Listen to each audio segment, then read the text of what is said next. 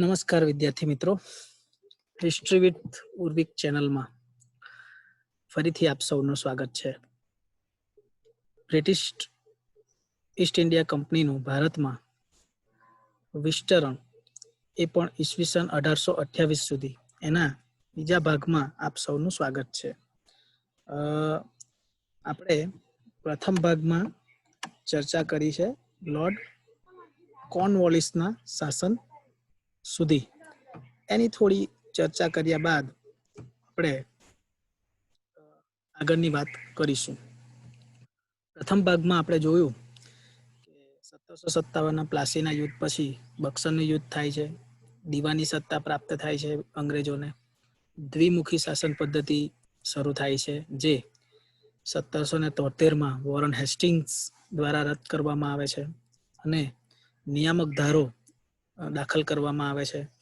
ત્યારે જે governor general પણ બને છે. પ્રથમ આંગ્લ મરાઠા વિગ્રહ, મૈસૂર વિગ્રહ 1786 થી 1793માં આવેલા લોર્ડ કોર્નવોલિસ એક અલગ નીતિ અપનાવે છે જેની અંદર કોર્નવોલિસ કોડ અને એમની કાયમી જમાબંધીની જમીન નીતિની આપણે ચર્ચા કરી. તો આ બંને પોતાની રીતે આ ગવર્નર જનરલ અંગ્રેજી કંપની સત્તાનું વિસ્તરણ કરવાનો એક પ્રયાસ કર્યો હતો. હવે આ જ શ્રેણીના એક મોટા ગવર્નર જનરલ જેનું નામ છે લોર્ડ વેલેસ્લી 18 મે 1796 થી 30 જુલાઈ 1805 દરમિયાન એ ભારતના ગવર્નર જનરલ તરીકે એમણે બ્રિટિશ ઈસ્ટ ઇન્ડિયા કંપની માટે જબરદસ્ત કામગીરી કરી હતી. આ એમની મુખ્ય પર્સનલ ડિટેલ્સ છે. એ આયરિશ હતા અને એમના દ્વારા જે કામગીરી કરવામાં આવી હતી અને મુખ્યત્વે બ્રિટિશ આર્મીમાં એમણે બહુ જુદા જુદા સ્ટેજ પર કામ કર્યું હતું. એમણે ફોરેન અફેન્સીસ એટલે કે વિદેશ નીતિઓ અંગે પણ જબરદસ્ત કામગીરી કરી હતી. 1842માં 82 વર્ષની ઉંમરે એમનું મૃત્યુ થાય છે. જોકે આપણા માટે એમની પર્સનલ ડિટેલ કરતા એમની કામગીરીની વાત કરવી ખૂબ જ અગત્યની છે. એમના આગમન સમયની જ્યારે આપણે વાત કરીએ તો હૈદરાબાદના નિઝામને હરાવી મરાઠા ફરીથી મજબૂત બન્યા હતા. ટીપુ સુલતાને ફ્રેન્ચોની મદદ માંગી હતી. પરિણામે એમનો પણ એક ડર હતો અને ફ્રેન્ચોના પગપેસારાથી નેપોલિયનના ભારતના યુદ્ધનો એક ખતરો હતો. પરિણામે એક અગત્યનું વોર ફરીથી થાય છે અને ફોર્થ એંગ્લો મૈસૂર વિગ્રહ કહેવામાં આવે છે. વેલેસ્લીના મુખ્ય બે યુદ્ધો તેમણે તેમના સમયમાં લડાયા હતા. એક ટીપુ સુલતાન સાથે ચોથું મૈસૂર વિગ્રહ. ટીપુ સુલતાન યુદ્ધમાં માર્યો ગયો અને મૈસૂર પર અંગ્રેજોનો કબજો થાય છે. આ એક અગત્યની બાબત છે. અહીં આપ મૈસૂરનો નકશો જોઈ શકો છો. એ તત્કાલીન મૈસૂર હતું જ્યાં શરૂઆતમાં હૈદર અલી દ્વારા અંગ્રેજોને હરાવવામાં આવે છે. ફરી સંધિ થાય છે, ફરી હૈદર અલીનું મૃત્યુ થાય છે અને હૈદર અલીનો પુત્ર એ ત્રીજો અને ચોથા મૈસૂર વિગ્રહમાં અગત્યનો ભાગ ભજવે છે જેનું નામ છે ટીપુ સુલતાન. પરંતુ અંતે એમનું પણ મૃત્યુ થાય છે અને અંતે મૈસૂર અંગ્રેજોની પકડમાં આવે છે. ટીપુ સુલતાનની જો આપણે વાત કરીએ તો એમનું નામ છે બાદશાહ નસીબ ઉલ્લાહ સુલતાન મીર ફતેહ અલી બહાદુર ટીપુ. આ એમનું મુખ્ય નામ હતું, પણ એને આપણે ટીપુ સુલતાન તરીકે ઓળખીએ છીએ. જે જગ્યા પર એમનું મૃત્યુ થયું હતું એવું અંગ્રેજોનું કહેવું છે. ત્યાં આ પ્રકારનું એક સ્થાન બનાવવામાં આવ્યું છે જ્યાં આપ જોઈ શકો છો the body of Tipu Sultan was found here. એટલે એમની મરણ પામેલી બોડી અહીંથી એમને મળી હતી. એમની રંગપટ્ટમમાં એમનું મૃત્યુ થાય છે જે કર્ણાટકનો વિસ્તાર છે. આ એમની કેટલીક પર્સનલ ડિટેલ છે. હૈદર અલીનો પુત્ર છે, એમની માતાનું નામ ફાતિમા છે, હાઉસ એમનું મૈસૂર છે, 1750માં એમનો જન્મ અને 1799માં ચોથા આંગ્લ મૈસૂર યુગમાં એમનું મૃત્યુ થાય છે. એ જ સાથે બીજો એક અગત્યનો જે એમ કહી શકાય કે અંગ્રેજો માટે સતત 6 દાયકા સુધી જેમણે લડત આપી હોય એ મરાઠા વિગ્રહ એક બહુ અગત્યનો છે. વચ્ચેનો આખો મધ્ય ભાગ આપ જોઈ શકો તો મરાઠામાં પણ પેશવા, ભોસલે, હોલકર, ગાયકવાડ આ પ્રકારના અલગ અલગ પ્રકારના મરાઠાઓ હતા જે આ વિસ્તારમાં પોતાનું પ્રબળ શાસન ધરાવતા હતા. પેશવા બાજીરાવ બીજો અને હોલકર રાજા વચ્ચે એક સામાન્ય ટકરાવ થાય છે. તેથી પેશવા બાજીરાવ બીજા એ મુંબઈમાં અંગ્રેજ ગવર્નરના મદદે જાય છે. પરિણામે આ બંને વચ્ચે વસાઈની સંધિ થાય છે. અન્ય મરાઠા સરદાર જેવા કે સિંધિયા, હોલકર, ભોસલે વગેરે આ સંધિનો અસ્વીકાર કર્યો. પરિણામે બીજો વિગ્રહ થયો જેમાં મરાઠાનું સંઘબળ તૂટ્યું હોવાનો આપણને ખ્યાલ મળે છે. આ બે મુખ્ય યુદ્ધ વેલેસ્લીના સમયમાં થયા અને જેમાં વેલેસ્લીએ જબરદસ્ત સફળતા મેળવી. અંગ્રેજોની સામ્રાજ્યવાદી નીતિ કયા હદ સુધી જઈ શકે છે એ તમે વેલેસ્લીની સહાયકારી યોજનાથી સમજી શકો છો કે એ કેટલું રિસર્ચથી કામ કરતા હતા. અહીં આપ જોઈ શકો તો જે વેલેસ્લીની સહાયકારી યોજના હતી એ એમણે ભારતના જે રાજાઓ હતા એમની સામે મૂકી. એની જે શરતો હતી એમાં પહેલી શરત હતી બ્રિટિશની સર્વોપરિતાને સ્વીકારવી પડે. બીજી શરત કંપની રાજાઓને લશ્કર પૂરું પાડશે જે રાજાની આંતરિક અને બાહ્ય આક્રમણોથી રક્ષા કરશે. ત્રીજું કંપનીને લશ્કરી નિભાવ ખર્ચ અથવા કેટલોક વિસ્તાર આપવો પડશે. રાજાએ પોતાના વિસ્તારમાં અંગ્રેજ રેજિમેન્ટ રાખવો અને તેના અભિપ્રાય પ્રમાણે જ કાર્યવાહી કરવી. આપ ઘણા બધા મૂવી જ્યારે ઝાંસીનું રાણી મણિકર્ણિકા તમે મૂવી જુઓ એવા ઘણા બધા મૂવી જોશો જેની અંદર એક અંગ્રેજ રેજિમેન્ટ એ વિસ્તારમાં રહેતો હોય જેને દરેક નાની નાની બાબતો માટે જણાવવામાં એની પરવાનગી લેવામાં આવતી. કંપનીની પરવાનગી વિના રાજા યુદ્ધ કે સંધિ ન કરી શકે. સામાન્ય ઝઘડા પણ અંગ્રેજો સમક્ષ રજૂ કરવાના હતા. જો દેશી રાજ્ય ઉપરની બાબતોનું પરિપાલન કરે તો કંપની તેની આંતરિક બાબતો પણ દખલગીરી કરશે નહીં. હવે મેં અંડરલાઈન એ માટે કરી છે કે ઉપરના 5 મુદ્દાને જો તમે પ્રોપરલી વ્યવસ્થિત અભ્યાસ કરો તો હવે કંઈ બાકી રહેતું જ નહોતું કે કંઈ આંતરિક રહી. કારણ કે રાજાની તમામ સત્તાઓને સહાયકારી યોજના દ્વારા અંગ્રેજોના હાથમાં મૂકી દેવામાં આવી. કારણ કે એક રેજિમેન્ટ ત્યાં મૂકવામાં આવ્યો, બીજું લશ્કર મૂકવામાં આવ્યું. હવે રેજિમેન્ટ અને લશ્કર કોના હાથમાં છે? અંગ્રેજોના હાથમાં. પરિણામે રાજા માટે એવી કોઈ સ્થિતિ અહીં બાકી રહી હોવાનું જોઈ શકાતું નથી. દેશી રાજ્યએ પોતાની સાર્વભૌમિકતા અને સ્વતંત્રતા ગુમાવી સહાયકારી યોજનાના પરિણામે. હૈદરાબાદના નિઝામ, અવધના નવાબ રાજા કૃષ્ણદેવરાય જે ટીપુ સુલતાનના મૃત્યુ પછી મૈસૂરના કેટલાક વિસ્તારમાં એમને હિન્દુ રાજા બનાવવામાં આવ્યા. પેશવા બાજીરાવ બીજા જેમણે વસઈની સંધિ અને સયાજીરાવ વડોદરા એમણે આ સહાયકારી યોજનાને શરૂઆતમાં સ્વીકારી.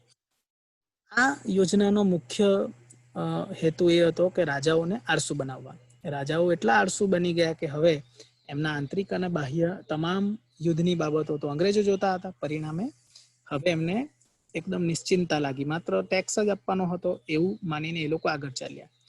ઉત્તરે રણજીતસિંહ જે પંજાબના રાજા હતા જેમના વિશે આપણે આગળ વાત કરવાના છે નવા ટોપિકમાં. એમના શાસન અને સિંધને બાદ કરતા મોટે ભાગનો વિસ્તાર હવે અંગ્રેજોના હાથમાં પ્રત્યક્ષ કે પરોક્ષ રીતે આવ્યો.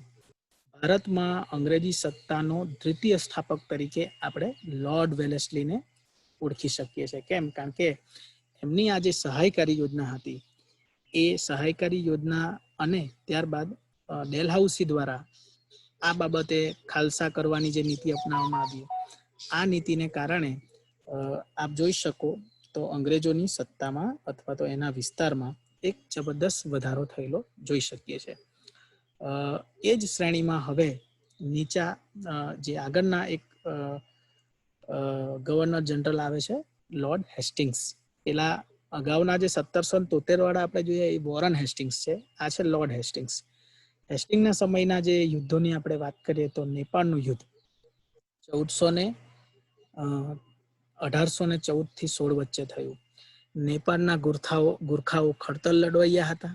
નેપાળ અને બ્રિટિશ વચ્ચે સરહદ પર કંઈક એ સમયે એટલી બધી સ્પષ્ટતા નહોતી, કારણ કે અલગ દેશીય વિસ્તાર નહોતો. તેથી બુટવાલ અને સિયોરજ જિલ્લામાં ગોરખાઓએ અંગ્રેજોને આપવાની ના પાડી અને 1/11/1814 રોજ આ બંને વચ્ચે યુદ્ધ થયું, અંગ્રેજો અને નેપાલિયન વચ્ચે.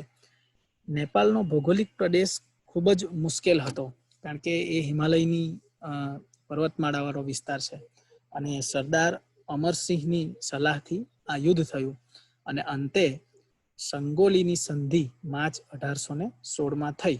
જે મુજબ જે અહીં આપ નકશામાં નેપાળનો વિસ્તાર જોઈ શકો છો એ, અને અહીં જોઈ શકો છો કે અંગ્રેજો તરફથી આટલા બધા વ્યક્તિઓ લડ્યા હતા, જ્યારે નેપાળ તરફથી પણ આ ઘણા બધા વ્યક્તિઓ અહીં લડ્યા હતા. સંગોલીની સંધિથી ગઢવાલ અને કુમાવત અંગ્રેજોના પક્ષમાં આવ્યું. સિમલા પણ અંગ્રેજોના પક્ષમાં આવ્યું.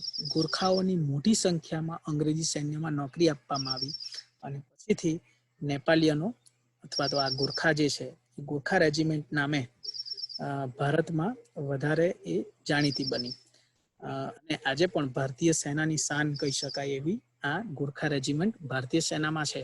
તો એની જે શરૂઆત થઈ છે એ અંગ્રેજોએ જ્યારે એમની સાથે યુદ્ધ કર્યું ત્યારે એમણે જોયું કે they are very strong and એમની દેખાવે નાના હતા, પરંતુ યુદ્ધ કરવાની જે શૈલી હતી એ એમનામાં જબરદસ્ત હતી અને એ અંગ્રેજોએ જોઈ એટલે તરત જ એમણે મોટી સંખ્યામાં ત્યાંના યુવાનોને પોતાની સેનામાં રિક્રુટમેન્ટ કરવાની શરૂઆત કરી. તો આ એક એંગ્લો નેપાલિયન વોર. બીજું પિંઢારા વિગ્રહ, જે 1817-18માં થયો હતો. પિંઢારાની જે વાત કરીએ એ સિંધિયા અને ભોસલે જેવા મરાઠી પ્રજાને એ લોકો મદદ કરતા હતા.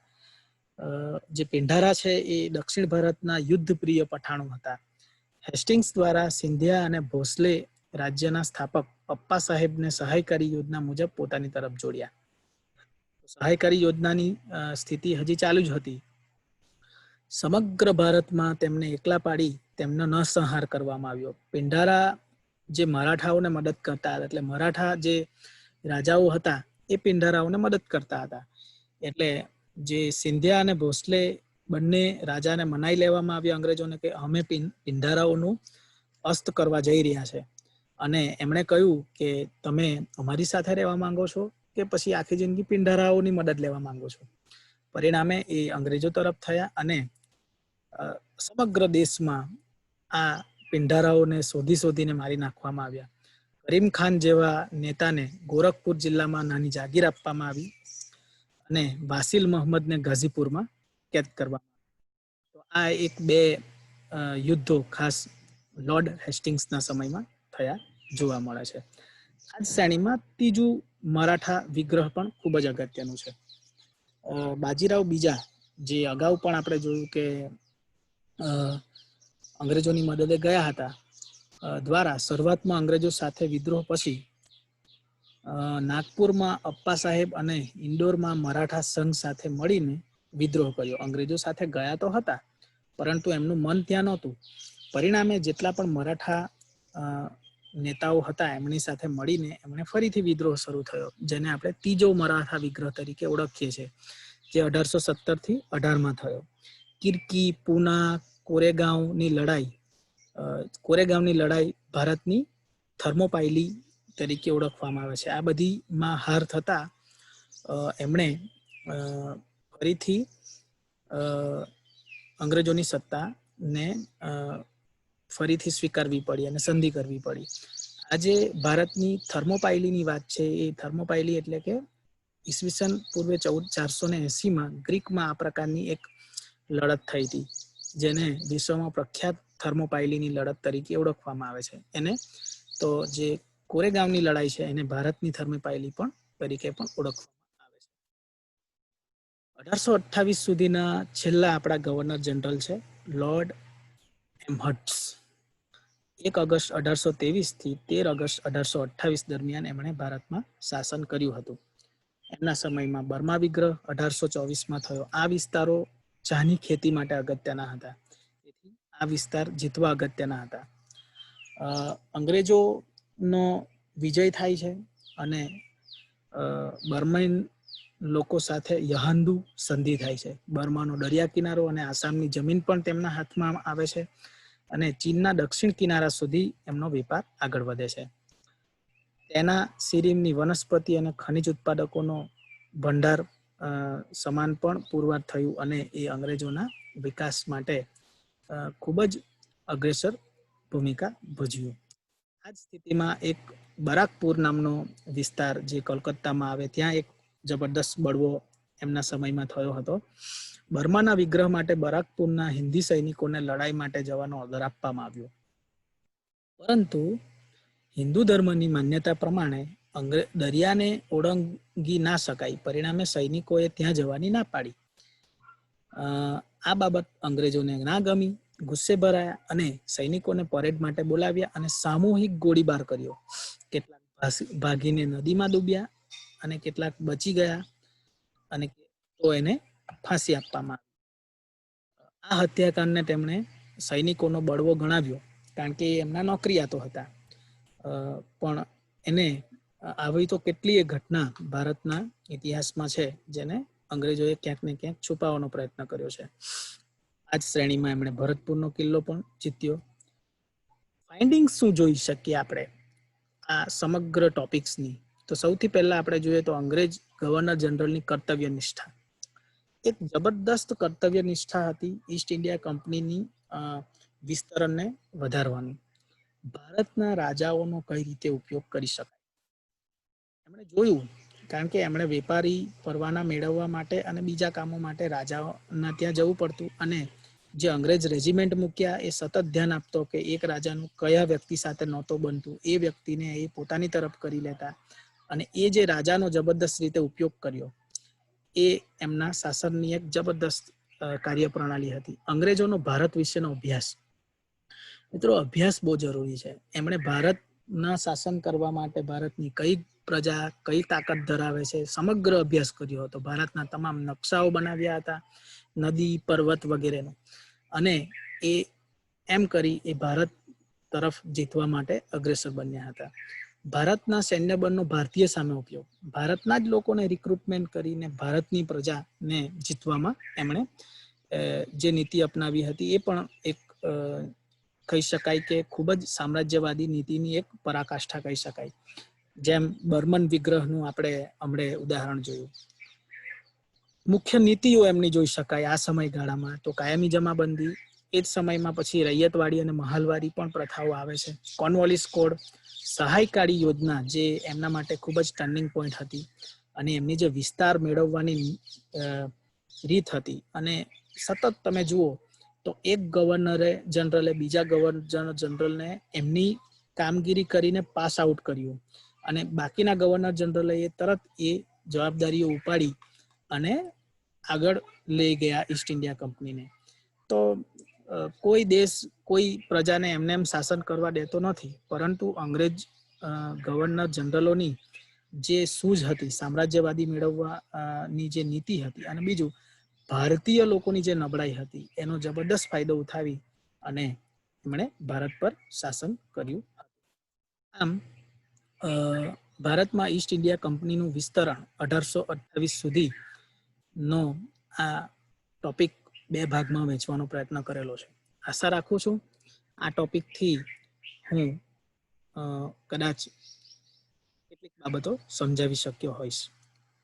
હું Urvik Patel, government arts and commerce college Kachhal, આપ સૌનો આભાર માનું છું.